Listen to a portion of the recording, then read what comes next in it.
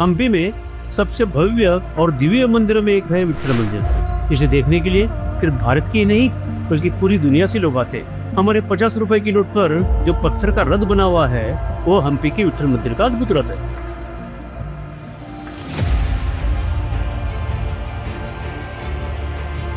दोस्तों, लेकिन क्या आपको पता है इतने विशाल भव्य और दिव्य विट्ठल मंदिर में आज भगवान विट्ठल की मूर्ति नहीं है। हम्पी के इस विट्ठल मंदिर में और महाराष्ट्र के पंढरपुर के विट्ठल मंदिर का रिश्ता क्या है? क्या है इसके पीछे की असली कहानी? तो चलिए जानते हैं इस विट्ठल मंदिर की वो अनसुनी कहानी। आप देख रहे हैं इंडियन इम्पोर्टेंस, जहाँ इतिहास की तलवार तब फिर से चमक रही है। अगर आप भी इस इतिहास का हिस्सा बनना चाहते हैं तो तलवार की तरह हमारे साथ जुड़िए और हमारे चैनल को सब्सक्राइब कीजिए और नीचे दिए बेल आइकन को क्लिक कीजिए। मैं हूँ राहुल, आपके साथ इस गौरवशाली इतिहास की खोज में।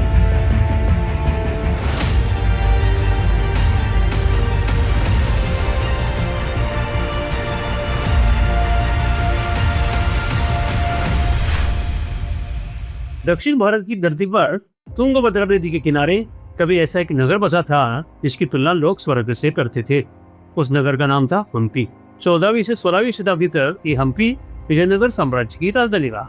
उस दौर में यह शहर इतना समृद्ध, इतना भव्य और इतना ऐश्वर्यशाली था कि विदेशी यात्री इसे गोल्डन सिटी यानी सोने का शहर कहते थे। पुर्तगाली यात्री डोमिंगोस पायस ने लिखा था कि हम्पी के बाजारों में सोना, हीरे, मोती ऐसे बिकते थे जैसे सब्जियां, मसाले, घोड़े, रेशमी कपड़े, रत्न, यहाँ सब कुछ भरपूर मिलता था।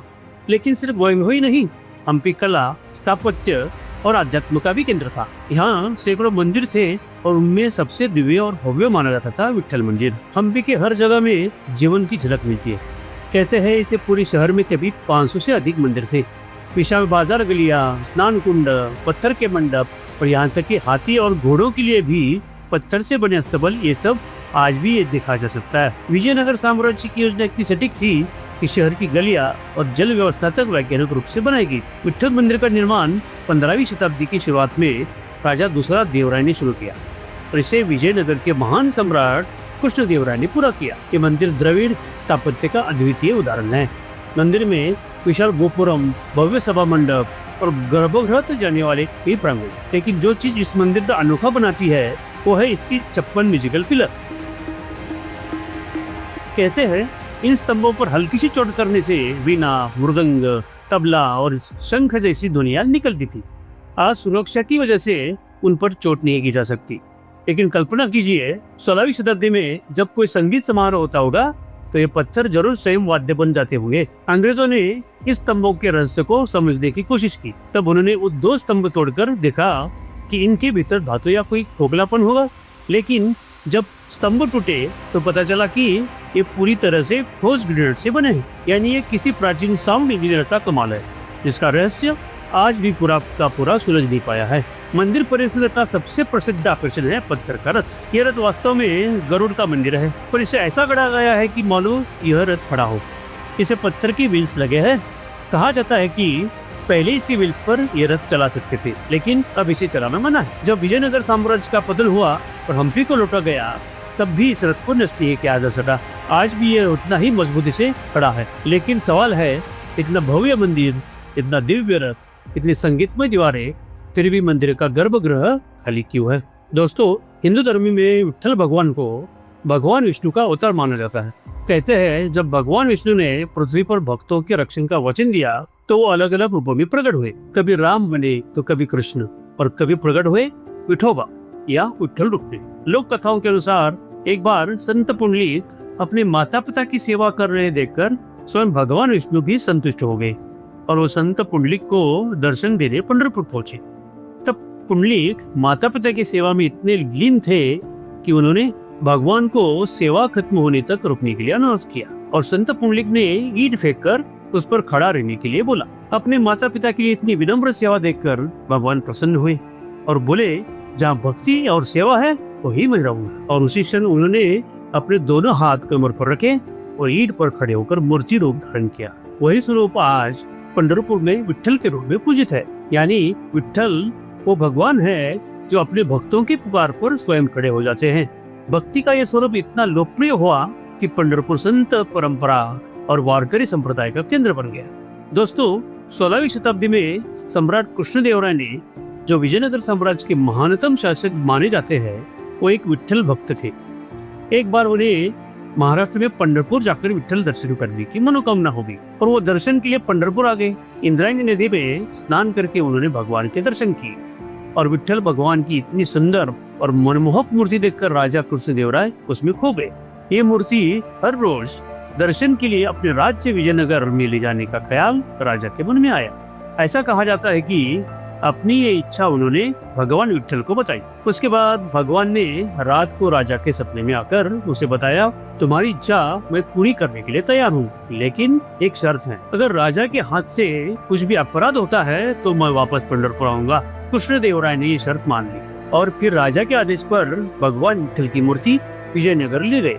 विधि विधान करके मूर्ति को मंदिर में स्थापित किया और पंढरपुर भगवान के बिना खाली हो गया। जब आषाढ़ एकादशी आई, उस दिन जब लाखों वारकरी पैदल यात्रा करते हुए पंढरपुर पहुंचे, तब भक्तों ने देखा कि उनका विट्ठल मंदिर खाली है। सारे भक्त चौंक गए, उन्हें बहुत दुख हुआ। उनका भगवान कहाँ गया?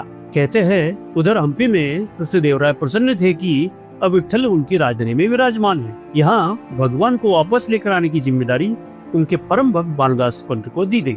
भानुदास पंत विजयनगर पहुंच गए। उधर उन्होंने देखा कि भगवान को ताला लगाकर बंद किया गया है। उन्होंने तपस्या करके भगवान को बुलाया और चमत्कार हुआ। रात को मंदिर के रक्षक अपने आप गहरी नींद में चले गए और ताला खुलकर द्वार भी खुल गया। भानुदास पंत ने जैसे ही भगवान विट्ठल को देखा, वो अपने आंसू नहीं रोक पाए। भगवान ने अपने गले की तुलसी माला और हीरे का हार भानुदास पंत के गले में पहना दिया और वचन दिया कि वो जल्द ही पंढरपुर लौटेंगे। दूसरे दिन सुबह जब राजा कृष्णदेवराय भगवान के दर्शन के लिए आए, तो उन्होंने देखा कि मूर्ति के गले का हार गायब है। राजा ने सैनिकों को हुक्म दिया और हार को ढूंढना चालू हो गया। एक सैनिक ने भानुदास पंत को देखा कि वो गले में हीरे का हार पहनकर भगवान का नाम लेते हुए बैठे हैं। सैनिक ने उन्हें पकड़कर राजा के सामने खड़ा किया। राजा ने बिना जांच किए भानुदास पंत को सूली पर चढ़ाने का हुक्म दिया। ये देखकर उन्होंने भगवान को पुकारना शुरू किया। वो मन ही मन विट्ठल से पूछ रहे थे कि मैं तुम्हें लेने के लिए आया था, क्या ये मैंने गुनाह कर दिया? उसके बाद सूली चढ़ाने के दिन एक चमत्कार हो गया। जिस सूली पर भानुदास पंत को चढ़ाने वाले थे, उसकी जगह सबको एक फूल का वृक्ष दिखाई देने लगा। फिर राजा कृष्णदेवराय को भगवान विट्ठल ने बताया कि राजा, तुम्हारी वजह से एक बेगुनाह भक्त पर अन्याय हो गया है, अब मैं यहाँ नहीं रुक सकता। राजा ने भानुदास पंत के पैर पकड़ लिए, उनसे माफी मांगी और उन्हें मंदिर ले गया। वहाँ भगवान विट्ठल ने भानुदास पंत को गले लगाकर कहा, अब तुम मुझे अपने कंधे पर बिठाकर पंढरपुर लेकर जाओगे। कार्तिक एकादशी के दिन भगवान विट्ठल फिर से पंढरपुर प्रकट हुए। जब भक्तों ने पंढरपुर में विट्ठल को पाया तो उनका हृदय भराया, लेकिन उस पल से हम्पी का विट्ठल मंदिर खाली हो गया। सम्राट कृष्णदेवराय ने फिर कभी मूर्ति स्थापित नहीं की, क्योंकि उन्होंने समझ लिया कि भगवान वही रहते हैं जहाँ उनके भक्त होते हैं, न कि जहाँ राजसी वैभव हो। लेकिन ऐतिहासिक प्रमाणों से पता चलता है कि महीपति ने एकनाथ के पंजोबा यानी भानुदास महाराज को बताया था कि वे विट्ठल की मूर्ति विजयनगर से पंढरपुर लाए थे। भानुदास का समय देखे तो यह 1500 से 1500 बीच का और विजयनगर के अत्यंत शक्तिशाली राजा कृष्णदेवराय का समय भी यही था।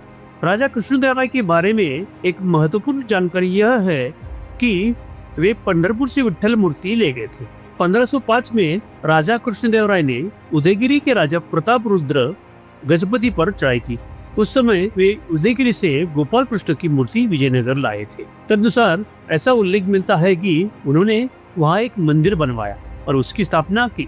पंढरपुर के मामले में भी ऐसा ही हुआ होगा। इसी प्रकार वहीराज तीर्थ ने 1570 में तीर्थ प्रबंध नामक एक लेख लिखा था। अब यह भंडारकर प्राद्य संस्थान पुणे में है। यहाँ तीर्थ प्रबंध पर 4 श्लोक लिखे गए हैं। इन श्लोकों का अर्थ यह है कि इन श्लोकों में विठोबा ने स्पष्ट रूप से उल्लेख किया है कि वे विजयनगर गए थे। एक और प्रमाण यह है कि प्रसिद्ध वैष्णव विट्ठल भक्त पुरंदरदास ने अपनी प्रभावली में विट्ठल की स्तुति की है और हम देख सकते हैं कि भले ही विट्ठल की मूर्ति विजयनगर से ले जाई गई थी, लेकिन इसी कारण संत पुरंदरदास कई वर्षों तक वही रहे। यदि विट्ठल की मूर्ति वहाँ न होती तो वह वहाँ नहीं रुकते। इससे पहले कर्नाटक की वैष्णव परंपरा पंढरपुर से लाई गई होगी, लेकिन मूर्ति को विजयनगर ले जाए जाने के कारण यह परंपरा यहीं रुक गई और राक्षस राज के युद्ध के बाद विट्ठल की मूर्ति विजयनगर में स्थापित की गई। तभी से कर्नाटक पुंडलिक भक्ति की परंपरा स्थापित हुई। आज भी हम्पी का विठ्ठल मंदिर, पत्थर का रथ, संगीतमय स्तंभ और विशाल गोपुरम सब अपने आप में अद्वितीय है, लेकिन गर्भगृह खाली है। मानो आज भी वो प्रतीक्षा कर रहा हो अपने भगवान विठ्ठल की। वहाँ के रहने वाले लोग कहते हैं, जब कोई रात को मंदिर परिसर में जाता है तो उसे कभी कभी बीना या तबले की आवाज सुनाई देती है। कुछ लोग मानते हैं कि ये म्यूजिकल पिलर्स की आवाज है, तो कुछ लोग मानते हैं कि ये भगवान विठ्ठल के अपूर्ण मंदिर की आहट है। हम्पी आज यूनेस्को वर्ल्ड हेरिटेज साइट है। यहाँ हर साल हजारों पर्यटक आते हैं, लेकिन यहाँ के भक्त आज भी इसे अधूरी भक्ति का प्रतीक मानते हैं। उनका विश्वास है कि जिस दिन इस मंदिर में फिर से विठ्ठल विराजमान होंगे, उस दिन हम्पी का वैभव पुनर्जीवित हो जाएगा। जो भी हो, लेकिन ये मंदिर आज भी कुछ रहस्य और बहुत ज्यादा भक्ति से भरा हुआ है। दोस्तों, हम्पी का विठ्ठल मंदिर सिर्फ स्थापत्य का अजूबा नहीं, बल्कि एक गहरी सीख है। भगवान विष्णु जब विठ्ठल के रूप में प्रकट हुए तो उन्होंने हमें यह संदेश दिया कि वो संपत्ति राजसी मोलों में नहीं, अपने भक्तों की प्रेम और भक्ति में वास करते हैं। और शायद यही कारण है कि आज भी हम्पी का गर्भगृह रिक्त है, लेकिन पंढरपुर का विठ्ठल मंदिर हर साल लाखों वारकरी भक्तों से भर जाता है।